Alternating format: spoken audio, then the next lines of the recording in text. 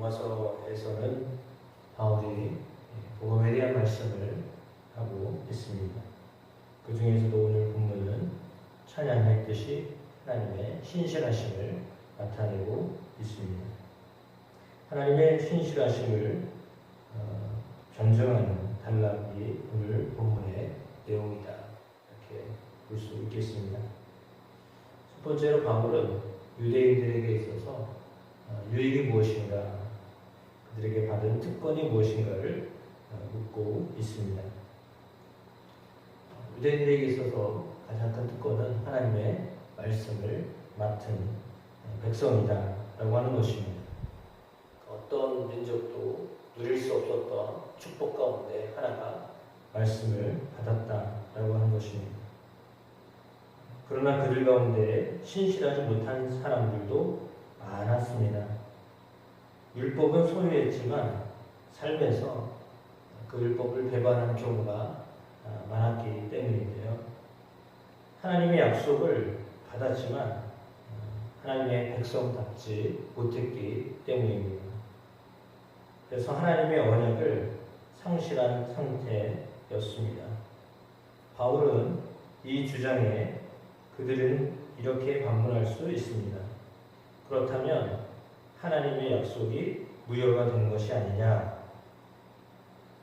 곧 하나님의 신실하심에 대한 질문으로 이어졌습니다. 율법을 가지고 있어도 하나님의 백성이라고 하는 그 지위를 잃어버렸다고 느끼면 하나님의 약속 자체를 의심케 된다라고 하는 것이죠. 그때 바울은 4절에 이렇게 단호하게 말씀합니다. 그럴 수 없느니라. 헬라어로 메게노이트라고 하는 단어인데 바울이 부정할 때, 그것을 강조할 때 주로 사용하였던 단어입니다. 그럴 리 없다라고 하는 뜻을 넘어서 상상조차 할 수 없다라고 하는 아주 강한 반박입니다. 바울은 이어서 사람은 거짓되지만 하나님은 참되시다라고 말씀하고 있습니다. 참되다라고 하는 알레세스라고 하는 헬라어 단어는 단순히 거짓이 없다라는 뜻을 넘어서 본래부터 진실하시고 변함이 없으신 분이시다라고 하는 뜻입니다. 하나님의 성품으로 인간은 본래부터 거짓되었고 신실하지 못하지만 하나님 앞에서 그것을 숨길 수 없는 존재다라고 하는 것입니다.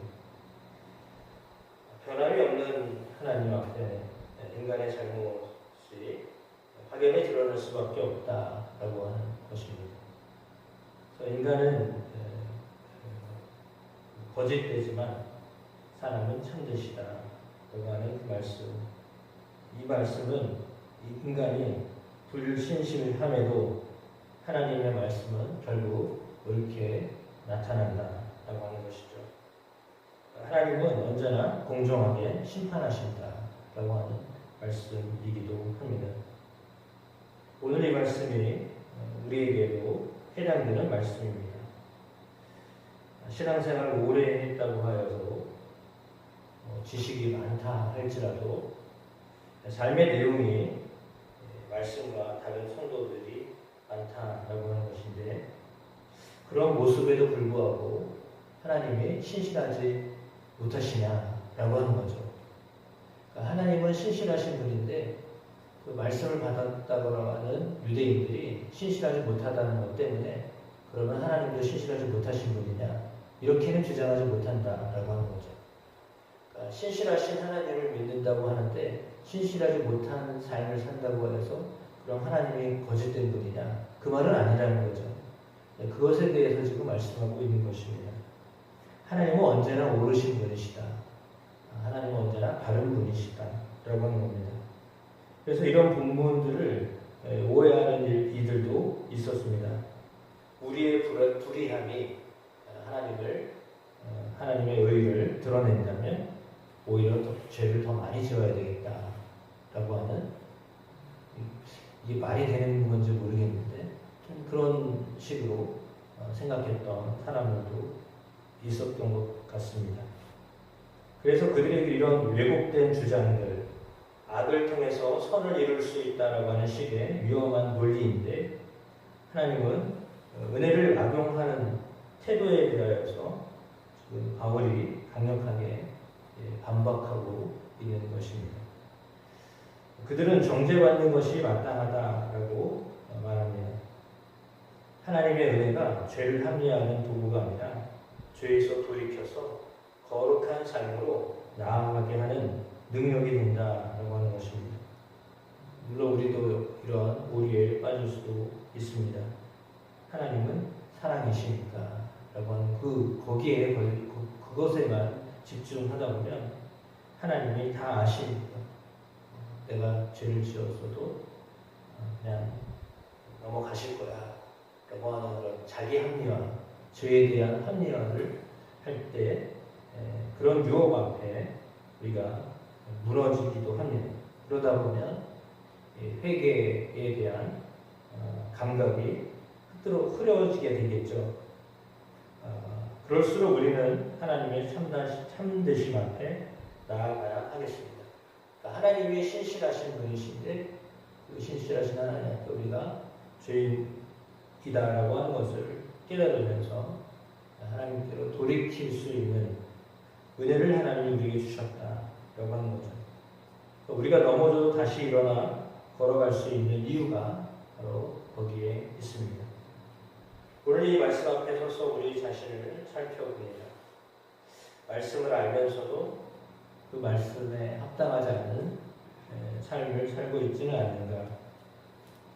죄를 지은 다음에 우리를 합리화시켜서 회개를 미루고 있지는 않는가. 하나님의 은혜는 바다처럼 무한하지만 결코 죄를 방치하라는 허가증이 아니다 라고 하는 것입니다. 오히려 우리를 죄에서 건져내어 참된 자유와 생명으로 인도하는 길이 바로 은혜입니다. 하나님의 말씀은 언제나 참되십니다. 그분은 언제나 심판에 있어서 의로우신 분이십니다. 그런 하나님의 신실하심을 믿고 정직하게 나아가면 하나님은 우리를 회복시켜 주시고 다시 은혜의 자리로 이끌어 주실 것입니다.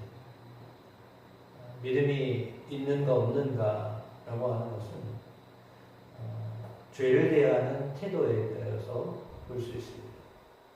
죄를 짓 때 어쩔 수 없이 죄를 지었을 경우에 그럼에도 불구하고 하나님 앞에 믿음으로 나와서 용서를 구하는가 라고 하는 것이고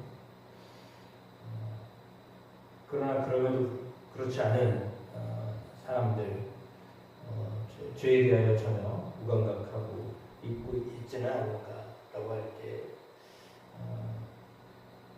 나는 안 돼 라고 하는 생각으로만 또 점철될 사람은 없는가 라고 하는 질문입니다. 어차피 나는 믿음이 없는데 하나님 나를 구원하시겠어 이런 거죠. 자포자기하는 것 이것 또한 상당히 위험한 것입니다.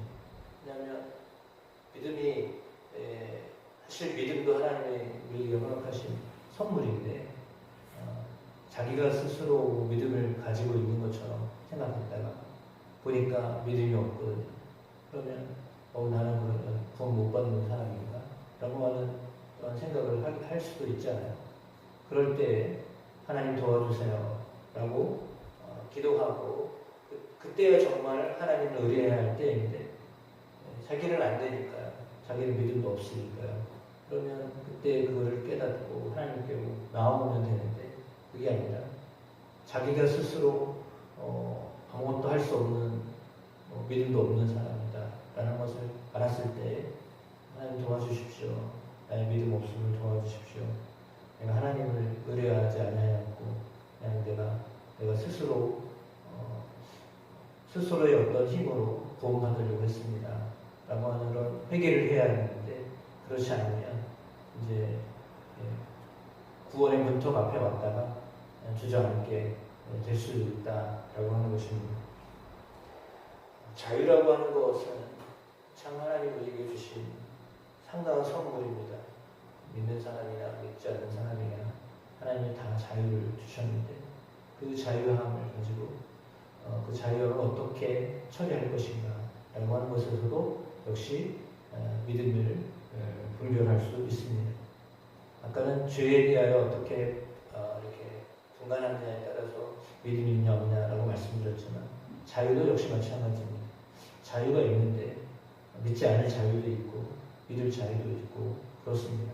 그런데 그 자유를 어떻게 쓰느냐에 따라서 그 사람이 정말 믿음을 가지고 있냐 그렇지 않느냐라고 하는 거죠. 하나님은 믿지 않을 수 있는 자유도 주셨습니다. 그러니까 나는 지옥을 갈 거야 라고 선택하는 사람은 그냥 그렇게 지옥을 가도록 허용하십니다. 물론 마음은 그렇지 않죠. 하나님의 마음은 누구라도 지옥에 가는 걸 원하지 않으십니다. 그런데 그걸 결정하고 그대로 가는 사람은 그렇게 또한 그것을 허용하시는 분이에요. 인정하시는 분입니다. 그러니까 하나님께는 참 자유가 있습니다. 그러니까 하나님께 참 자유가 있는데 그런데 그 자유를 어떻게 쓰느냐가 문제이죠. 분명히 자유에는 책임이 있습니다. 그 자유로움으로 어떻게 살아가느냐에 따라서 결과는 전혀 달라집니다. 그때 왜 하나님이 안 막으셨어요? 이렇게 말하는 것은 그는 책임을 하나님께 돌리는 거죠. 하나님 시대에서요. 하나님이 그렇게 부정한 분이에요. 그렇게 나가면 그거는 하나님을 잘못 몰라서 그러는 거죠. 왜냐하면 수많은 기회를 주셨을 것입니다. 그럼에도 불구하고 뿌리치고 스스로 자기가 결정하는 것에 대해서 그것조차도 하나님께 그러면 그런 사람은 매번 모든 것들을 다 핑계해요. 그때 왜 나를 안 잡아줬어? 그때 왜 하나님은 가만히 계셨어? 그런 거죠. 그러면 그분은 항상 핑계를 대요.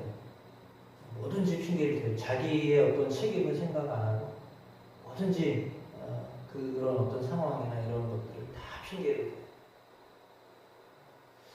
그래서 우리가 참 믿음을 갖고 믿음으로 산다라고 하는 것이 어떻게 보면 자기 합리화에 빠지지 않아야 되는데 자기 합리화를 하기도 쉽습니다. 거기서부터 벗어나는 것이 어쩌면 믿음을 갖게 되어야 할 이유이기도 합니다. 하나님은 신실하신 분이십니다. 물론 우리가 하나님께로 돌아가면 하나님은 용서하시는 분이십니다. 그러나 돌이키지도 않으면서도 하나님의 사랑이신데 왜 나를 이렇게 내버려 두셨냐라고 말하는 것은 하나님을 잘 알지 못하여서 그런 것인데 하나님에 대한 오해가 또 하나님에 대한 잘못된 생각들이 올바르게 되어지는 은혜가 있게 되어지기를 소망하면서 그런 하나님에 대한 지식은 하나님의 영이 함께 하실 때 다 풀어집니다. 네, 그렇지 않으면 자기의 어떤 단순한 인간의 뭔가 의지로 단순히 자신의 어떤 감정으로 뭔가를 다 풀어내 보려고 하고 이해해 보려고 한다면 이해가 되지 않는 부분이 너무나 많이 있습니다. 왜냐하면 하나님은 그렇게 사람의 이해로 하나님을 알 수 있는 분이 아니기 때문에 그런 부분들이 있습니다. 따라서 하나님의 용서와 은혜를 당연시 여기고 있지는 않은가, 또 신실하심만 생각하고 죄를 방관하고 있지는 않는가라고 하는 그런 질문들을 항상 하면서 우리의 신앙이 하나님을 기억하고 하나님께로 나아갈 수 있는 우리의 방향이 늘 하나님을 바라보고 있는가라고 하는 것으로 초점을 맞추면 흔들리지 않는 믿음을 갖게 될 줄로 믿습니다. 방향을 늘 하나님께로 향하시면 됩니다. 그런데 그렇지 않을 경우에는 하나님을 오해할 수 있다. 하나님을 잘못 믿을 수 있고 또 하나님에 대한 바르지 않는 지식으로 점철될 수도 있다라고 하는 것입니다. 하나님의 신실하심을 경험해내는 여러분의 삶이 되시기를 주님의 이름으로 축복합니다.